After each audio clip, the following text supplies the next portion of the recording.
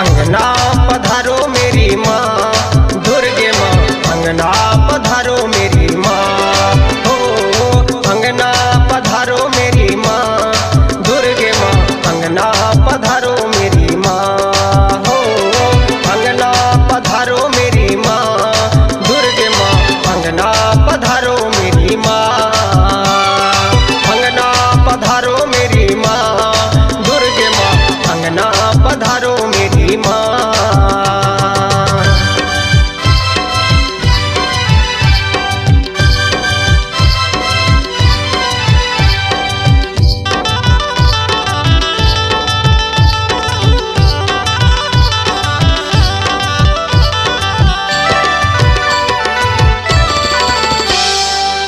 कोई कहे दुर्गे माँ कोई कहे काली, रूप हजार तोरे माँ सिरवाली।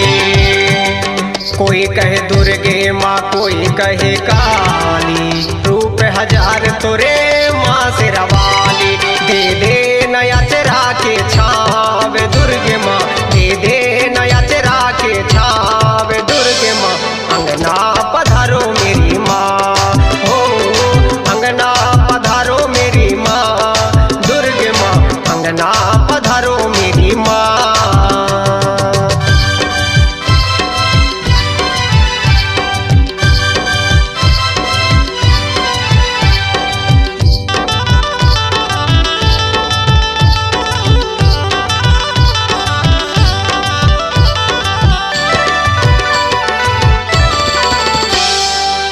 कलकत्ता के मैया काली माई, संबलपुर के मैया है समलाई, जाबलपुर के मैया बड़ी खेर माई, मैहर से आजा शारदा माई।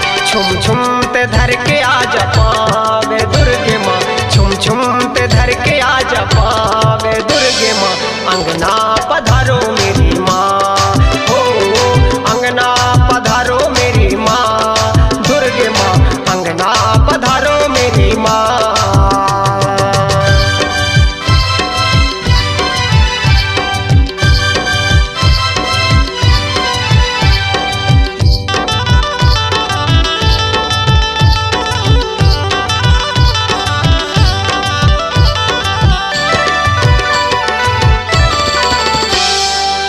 तीनों लोक में विराज दुर्गा माई, भगतन के मैया सदा है सहाई।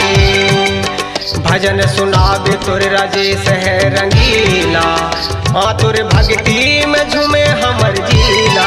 कर दे कृपा के ते छावे दुर्गे माँ, कर दे कृपा के ते छावे दुर्गे